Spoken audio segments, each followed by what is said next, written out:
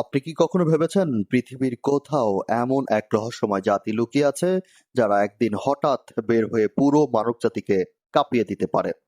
একটা প্রাচীন গল্প আছে যেখানে বলা হয় বহু বছর আগে এক ভয়ঙ্কর শক্তিশালী জাতি ছিল, যারা যেখানে যেত সেখানে শুধু ধ্বংস আর আতঙ্ক রেখে আসতো।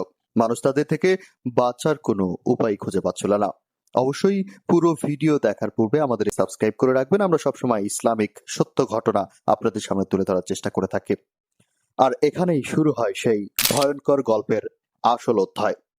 মানুষ যখন সম্পূর্ণ অসহায় হয়ে পড়ে, তখন আল্লাহ তাআলা তাদের সাহায্যের জন্য একজন ন্যায়পরায়ণ ও শক্তিশালী শাসককে সামনে আনেন। তার নাম জুলকারনাইন। কোরআনে তার কথা সূরা কাহফে উল্লেখ করা হয়েছে। তিনি ছিলেন এমন একজন শাসক যাকে আল্লাহ তাআলা পৃথিবীতে ক্ষমতা, জ্ঞান এবং সঠিক সিদ্ধান্ত নেওয়ার ক্ষমতা দান করেছিলেন। তিনি বিভিন্ন অঞ্চলে ভ্রমণ করতেন এবং মানুষের সমস্যা শুনতেন আর ন্যায় বিচার প্রতিষ্ঠা করতেন। এক সফরে তিনি এমন এক অঞ্চলে পৌঁছালেন যা দুই পাহাড়ের মাঝখানে অবস্থিত ছিল, যেখানে বসবাসকারী মানুষদের ভাষা ছিল ভিন্ন রকম। তারা ঠিকভাবে কথা বলতে পারত না, কিন্তু তারা তাদের কষ্ট বোঝাতে সক্ষম হয়। তারা জুলকারনাইনের কাছে অভিযোগ করে ইয়াজুজ ও মাজুজ এই এলাকায় তাণ্ডব চালাচ্ছে। তারা আমাদের ফসল নষ্ট করে, সম্পদ ধ্বংস করে এবং আমাদের জীবনকে দুর্বিষহ করে তুলেছে। তারা আরো প্রস্তাব দেয়, আমরা আপনার জন্য অর্থ সংগ্রহ করব, আপনি আমাদের জন্য একটি প্রাচীর তৈরি করে দেন। তখন জুলকারনাইন বলেন, আল্লাহ আমাকে যা দিয়েছেন তা তোমাদের দেওয়া সম্পদের চেয়েও উত্তম। তোমরা আমাকে শ্রম দিয়ে সাহায্য করো, আমি তোমাদের জন্য একটি শক্তিশালী প্রাচীর তৈরি করব। এরপর শুরু হয় এক ঐতিহাসিক নির্মাণ কাজ।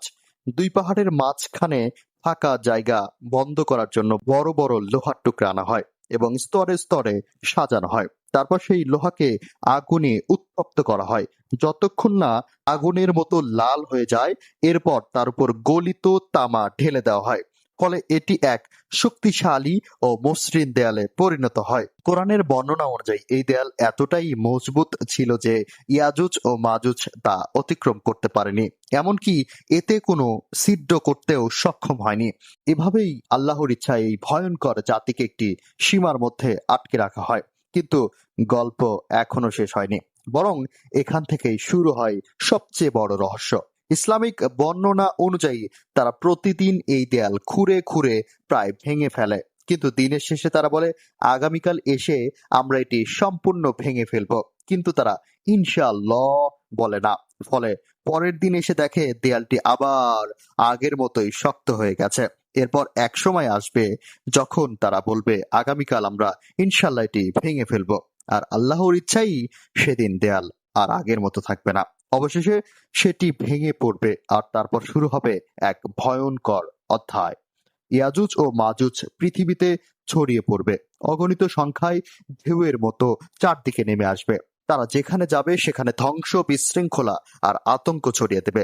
তারা যখন কোনো পানির উৎসে পৌঁছাবে, প্রথম দলটি সেই পানি পান করবে, শেষ করে ফেলবে সম্পূর্ণ পানি। আর পরের দল এসে বলবে, এখানে তো আগে পানি ছিল। মানুষ তখন দিশেহারা হয়ে পড়বে। কেউ পাহাড়ে পালাবে, কেউ লুকানোর চেষ্টা করবে, কিন্তু কোথাও নিরাপত্তা থাকবে না। সেই সময় মানুষ আল্লাহর কাছে দোয়া করতে থাকবে। এমনকি নবী ঈসা আলাইহিস সালাম এবং তার অনুসারীরাও আল্লাহর কাছে আশ্রয় চাইবেন। আর ঠিক তখনই যখন মানুষ সম্পূর্ণ অসহায় হয়ে পড়বে, আল্লাহ তাআলা নিজেই তাদের ধ্বংস করার ব্যবস্থা করবেন। এক ধরনের ক্ষুদ্র কীট ও অদৃশ্য রোগ তাদের ঘাড়ে আক্রমণ করবে এবং এক রাতের মধ্যেই তারা সবাই ধ্বংস হয়ে যাবে।